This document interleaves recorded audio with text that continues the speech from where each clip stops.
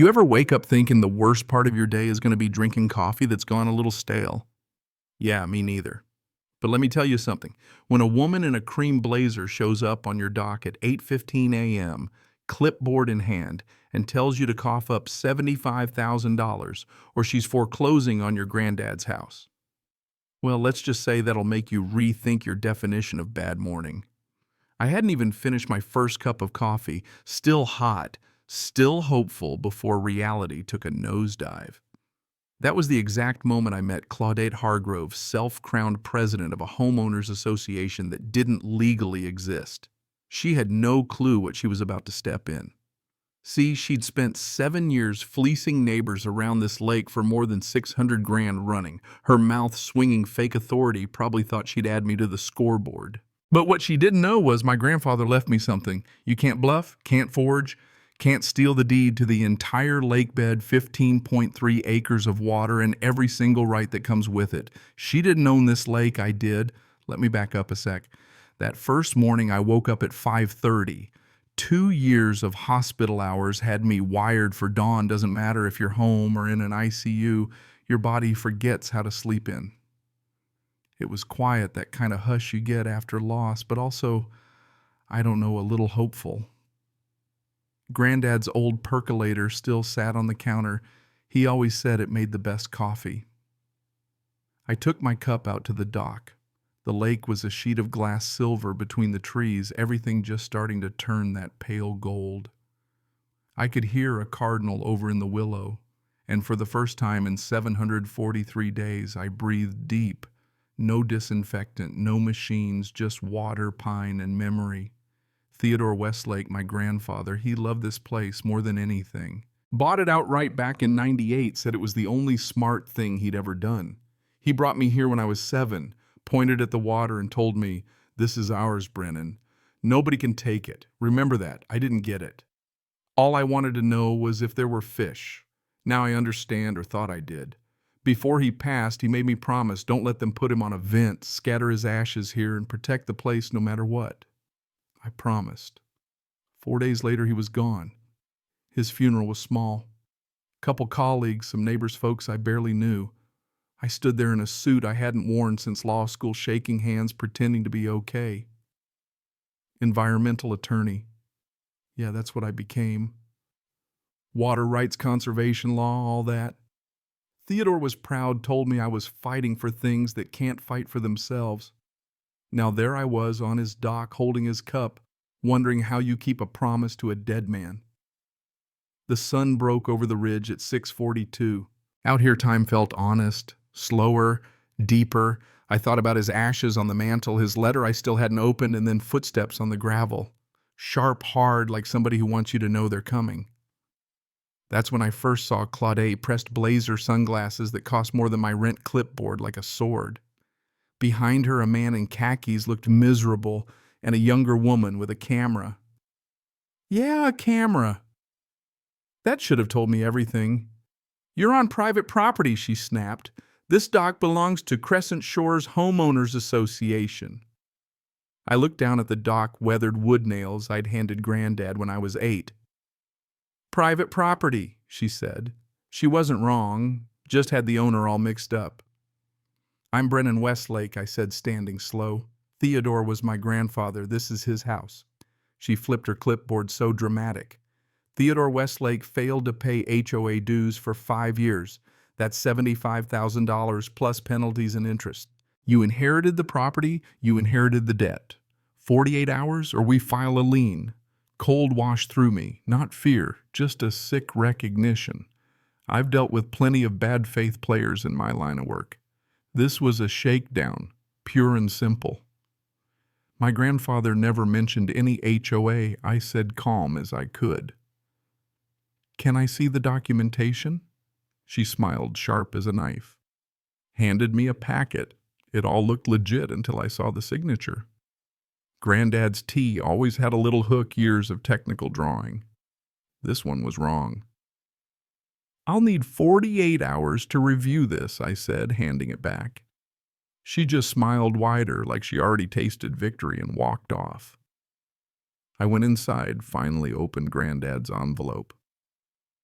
First thing, county stamped, deed parcel 14B, every inch of the lake bed dated July 1998, his name. Second thing, a letter, his careful script, filling 2 pages. If Claudette Hargrove has found you, I'm sorry I didn't warn you sooner. You own this lake, not the houses around it. Every right is yours. Protect it, Brennan. Fight for it. That's when it all snapped into focus. Granddad had been fighting her alone. The so-called HOA wasn't real. The original covenant expired in 2010. Claudette had been running a fraud for years, sending letters collecting fees, threatening liens. He'd refused to pay, told her straight he owned the lake bed. She could check the county records anytime. She didn't like that. So she spread stories, called him antisocial, uncooperative. Fear makes people believe a lot of things. I started digging. Checked the county website. Secretary of State, IRS, nothing. No HOA, no registered anything. Just a private LLC, Lakeshore Management Services, all in her name.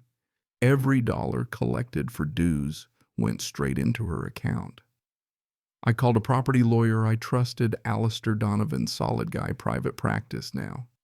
Told him the story, he laughed, not kindly. Don't pay her a dime, he said. Bring everything you've got. We'll meet tomorrow. That afternoon I got a knock on the door. An older guy, denim shirt, work boots. You're Theodore's grandson. Not a question. He shook my hand, introduced himself. Lived across the lake, number 7. She tried the same thing with me 5 years ago. Claudette. Told me I owed back fees. I was terrified, just retired, lost. My wife couldn't afford to lose my house. What'd you do? I paid her 30 grand. Everything I'd saved, got a receipt, and everything looked official. But nothing ever went to lake maintenance. No real meetings. Your grandfather, he was the only one who said no. He handed me an envelope, copies of every receipt, every email. If you're fighting her, I want to help. And I know others will too. That's when I realized she'd built her power on fear and isolation. Granddad stood alone, but he wasn't the only one hurt. We got organized. 6 neighbors, all with stories, threats, bogus fees, fake documents. The developer among us had cross-referenced everything. None of her claims matched any real code. The accountant had paid $4 grand before she wised up. The former court clerk had paid $15. All told, over $120,000 between the 6 of them, and records to prove it. I showed them what I'd found, the real deed, the business registry, the fake covenants. She's been running a fraud, I said. We go to the DA. We build a case. We worked through the night gathering evidence, setting up secure folders, drafting witness statements. The next morning, anonymous banking records landed in my inbox, Lakeshore Management's full accounting. Deposits from lake residents, transfers to Claudette's personal account, all neatly documented. Somebody out there wanted her stopped. At Alistair's office, we laid everything out. Deed, fake documents, receipts, bank statements, anonymous records. Textbook fraud, he said. Wire fraud, forgery, theft by deception. The DA will eat this up. But first, we confront her publicly. The timing was perfect.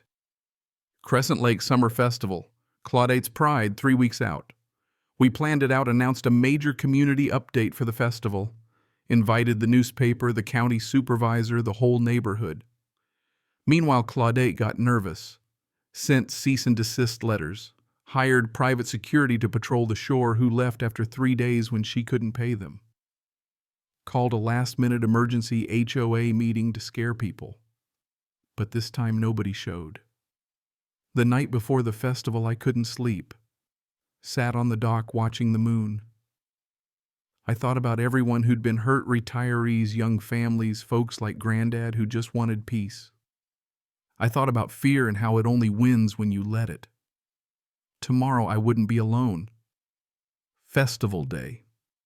We set up tables, projectors, evidence boards. People came cautious at first, then curious. By 10 a.m., Claudette showed up, white dress, pearls, sunglasses, her husband in tow. She looked ready to spit nails. I took the stage. This lake doesn't belong to an HOA, I said. It never did. Here's the deed. Here's the proof. County rep stood and confirmed it loud and clear. Claudette yelled, called me a liar, threatened to sue. I kept going, showed the fake covenants, the forged signatures, the shell company, the money trail. One by one, neighbors stood and told their stories, how she'd bullied them, threatened them, stolen from them. Then the twist Westbrook Flynn, the surveyor, stood up. She tried to bribe me to falsify a survey, make it look like the HOA owned the lake. I refused. I have all the emails, the phone call recordings. She threatened me too. The room erupted. Claudette lost it, raging about how she'd built the community, kept order, made sacrifices. Your grandfather was a recluse, she spat. No, the retired watchmaker said. He was the only one here who treated me like a person. Others joined in stories of Granddad's quiet kindness, how he'd let them fish, helped with repairs, never asked for a cent. Alistair stood and announced the DA's investigation. Wire fraud is a felony. Forgery is a felony. This will proceed. Claudette stared at the crowd, a crowd that was no longer hers, then walked away, her little empire crumbling behind her. And just like that, the fear broke. The crowd started clapping, slow at first, then rising, not for me, not even for Granddad, but for themselves, for finally being free. Afterward, life changed. Claudette pleaded out guilty to wire fraud, community service restitution, sold her house to pay it. Her husband stayed, slowly patching things up with the neighbors. The community came together, real cleanup days, volunteer work, a scholarship in Theodore's name. The watchmaker became president of an actual registered HOA, voluntary transparent, focused on conservation, not control. I stayed. Closed my city office, open shop here, environmental law, helping communities fight for their own places. It felt right. 6 months later, on the anniversary of Granddad's passing, we scattered his ashes at dawn, me the watchmaker, the old photographer couple, the former court clerk. The lake was gold, the air full of birds and hope. You want to know what justice looks like? It's not one big showdown. It's neighbors waving from their docks, kids swimming without fear, people daring to breathe easy again. I sat on the dock, watched the sun climb, and thought maybe Theodore was right. Protecting a place means protecting its people, too. So now I'm asking, what would you have done? Where's the line between order and control, between justice and revenge? Drop your thoughts below. Tell me your stories. And if you've ever fought for something that mattered, I want to hear about it. Because if there's one thing I learned, it's this: fear only wins when good people stay silent.